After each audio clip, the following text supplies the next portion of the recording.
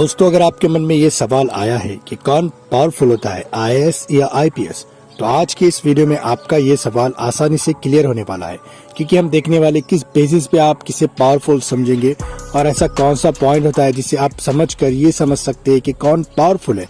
लेकिन दोनों भी जॉब अपने आप में बहुत ही महत्वपूर्ण है और बहुत ही आला और उम्दा दर्जे की, आप इसमें कंपैरिजन नहीं कर सकते, क्योंकि दोनों के काम अपने अपने लेवल पर सही होते हैं, काम करने के जुरिडिक्शन अलग होते हैं। लेकिन फिर भी हम आज कंपैरिजन करने की कोशिश करेंगे। तो मैं थोड़ा आपको पीछे लेके जाना चाहूंगा हिस्ट्री में। जब हमें आजादी नहीं मिली थी, ये आईएएस और आईपीएस सर्विसेज चलती आ रही है। इंपीरियल सिविल सर्विस का कंटिन्यूएशन है आईएएस, यानी इंडियन एडमिनिस्ट्रेटिव सर्विस।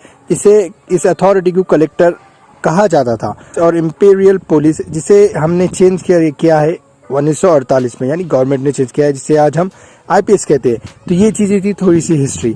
तो आज हम देखते हैं कि दोनों में क्या डिफरेंस है। तो पहले सैलरी की बात करूं तो सैलरी लगभग एक जैसी होती है, जैसे 56,000 से स्टार्ट होगी और करीब 2,25,000 तक दोनों की सैलरी पहुंचेगी। लेकिन माना जाता है इसकी सैलरी थोड़ी आईपीएस से ज्यादा होगी। अगर हम एक आईएएस या आईपीएस के प्रमोशन की बात करें, जो हायर लेवल की प्रमोशन होती है, अगर हम यूनियन गवर्नमेंट की बात करें आईएएस ऑफिसर की प्रमोशन की, तो वो एक कैबिनेट सेक्रेटरी बन सकता है यूनियन गवर्नमेंट, यानी गवर्नमेंट ऑफ इंडिया की। अगर स्टेट गवर्नमेंट की बात करें तो वो chief secretary of the state government बन सकता है। ये हायर प्रमोशन लेवल होती है उनके पोस्ट की। इसी तरह एक आईपीएस ऑफिसर स्टेट में क्या बन सकता है, director general of police, DGP बन सकता है। इसी तरीके से यूनियन गवर्नमेंट के लिए एक IPS officer director of CBI, IB and रॉ का एक डायरेक्टर बन सकता है। और आईपीएस को as a national security adviser भी बनाया जा सकता है।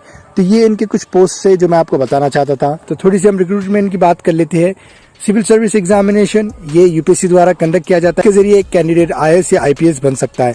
वो अपने डैफ में, यानी डिटेल एप्लीकेशन फॉर्म में प्रेफरेंस भरता है और उसे रैंक के द्वारा भी उसे ये जॉब मिलती है, सर्विस मिलती है। इसका जिम्मेदार होता है डिपार्टमेंट ऑफ पर्सनल, यानी यही इन्हें डिसाइड करते हैं कि कौन से पोस्ट में जाएगा, किससे कौन सी सर्विस मिलने वाली है। तो दोस्तों, अब हम कैडर कंट्रोलिंग अथॉरिटी भी देख लेते हैं, यानी कैडर को किस तरीके से, यानी जब आईएएस या आईपीएस की पोस्टिंग होती है, ट्रांसफर होता है, तो उससे कौन सा डिपार्टमेंट हैंडल करता है। सो देखिए, आईएएस के लिए मिनिस्ट्री ऑफ पर्सनल है, ये कैडर कंट्रोलिंग करता है, यानी आईएएस के ऑफिसर्स की पोस्टिंग वगैरह, ट्रांसफर वगैरह को देखता है और ये डायरेक्ट प्राइम मिनिस्टर को रिपोर्ट करते हैं। और वैसे ही आईपीएस के लिए ये मिनिस्ट्री ऑफ होम अफेयर्स में आता है, जो यूनियन होम मिनिस्टर के अंडर होता है। और अगर हम ट्रेनिंग की बात करें, जब एक कैंडिडेट यूपीएससी एग्जाम क्रैक कर लेता है, तो एक आईपीएस और आईएएस ऑफिसर, आप चाहे जो भी हो, आपको लबासना भेजा जाता है। 3 मंथ्स का फाउंडेशन कोर्स होता है, कॉमन फाउंडेशन कोर्स जिसे कहा जाता है।